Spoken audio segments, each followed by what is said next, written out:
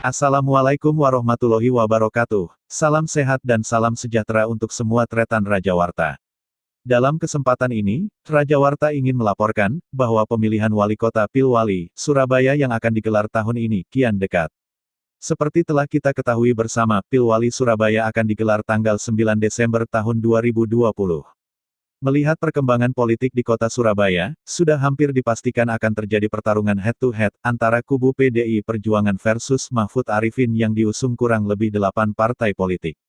Saat ini, kubu PDI Perjuangan sedang menunggu rekom. Sedangkan, kubu Mahfud Arifin sedang mengotak-atik siapa calon pendampingnya, alias bakal calon wakil wali kotanya. Beberapa nama disebut calon kuat untuk mendampingi Mahfud Arifin menuju L1, di antaranya, Reni Astuti politisi asal PKS, Arif Fatoni, Gus Hans, masing-masing dari Partai Golkar, Siti Anggraeni Hapsari, M. Mahmud, keduanya dari Partai Demokrat. Catatan pentingnya adalah, semua partai pengusung Mahfud Arifin bersepakat untuk bakal calon wali kota diserahkan sepenuhnya ke mantan Kapolda Jatim yang juga asli Ares Surabaya yang memilih dan menentukan wakilnya. Oke tretan, itulah sekilas informasi dari Raja Warta terkait dengan Pilwali Surabaya, dan beberapa nama yang mulai mengisi ruang publik Surabaya. Terkait dengan hal tersebut, publik ingin sekali mengetahui siapa sebenarnya yang sangat layak menjadi pendamping Mahfud Arifin. Untuk hal tersebut, yuk kita simak penjelasan Surokim Abdussalam pengamat politik asal Universitas Trunojoyo Madura yang juga dekan FISIP di UTM.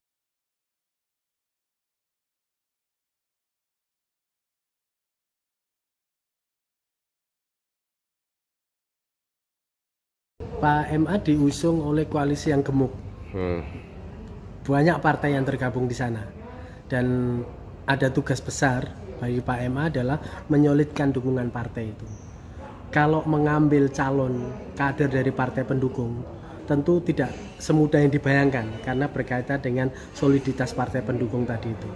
Kalau mengambil calon kader dari partai pendukung, maka kualitas person dari kader yang diusung itu harus bisa komunikasi lintas partainya itu oke. Artinya karena sama-sama punya modal di sini nih.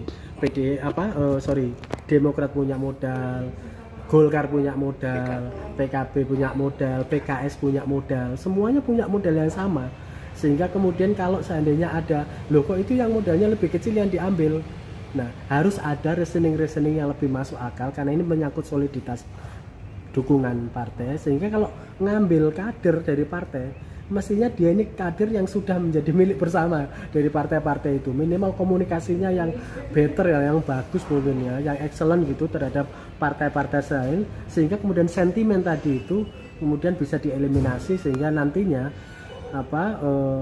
itu bisa dianggap menjadi milik bersama, tidak hanya identik oleh partai pendukung. Tetapi menurut saya kalau seandainya bisa dipertimbangkan, daripada harus berisiko seperti itu, profesional jauh lebih akan punya makna, minimal untuk basis soliditas tadi itu sejak awal barriernya sudah dieliminasi. Pengertian profesional maksudnya mengambil di luar kader, di luar kader partai pendukung.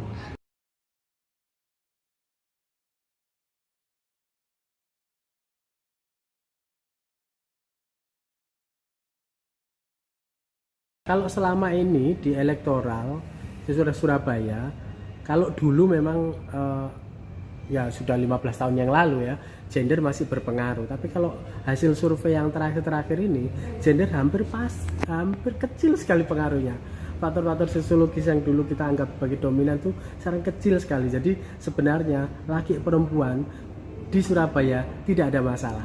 Kalau yang paling berpotensi menurut Mas Surokim, kalau melihat konteks pandemi, di mana kepemimpinan empatik, nurturan politik, kepemimpinan yang lebih melindungi, itu memang potensi kepemimpinan feminis itu jauh lebih potensial.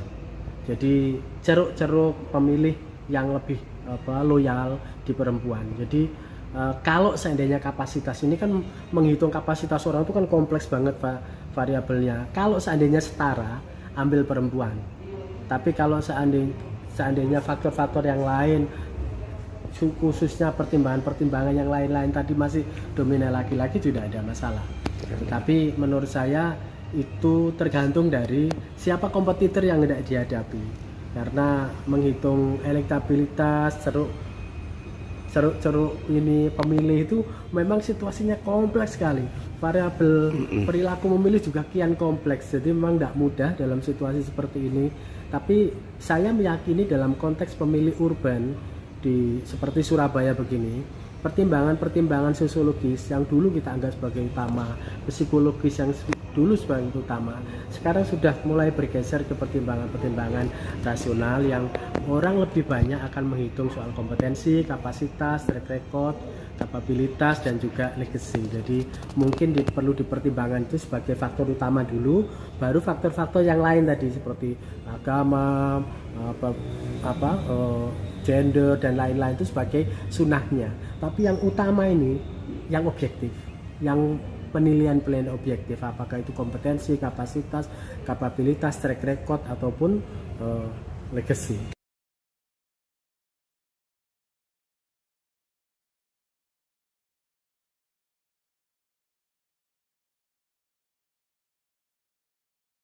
Menurut saya harus menunggu PDIP. Menurut saya harus melihat rekomnya PDIP kepada siapa, karena ini kan persoalan head to head. Jadi kalau melihat kapasitas Mas Tony, Mbak Reni, saya kira Gus Jan itu kan satu level ya, orang semua udah tahu kapasitas beliau bertiga ini kan sudah tahu. Cuman persoalannya siapa yang mau hendak dilawan, kan harus clear dulu. Kalau calon dari rekom dari PDIP sudah turun, saya kira Pak MA akan lebih leluasa. Kalau WS rekomnya misalnya PDIP rekomnya turun ke WS, ya. Kira-kira Pak MA harus memilih Pak siapa WS dia? berpasangan dengan siapa yang direkom? Dengan Erik misalnya. Pak WS dengan Erik. Iya. Ya. Terus MA itu harus memilih siapa di antara tiga ini? Ya menurut saya ketiga-tiganya itu milenial ya. Saya berharap profesional yang dipilih. Oke, makasih. Ji.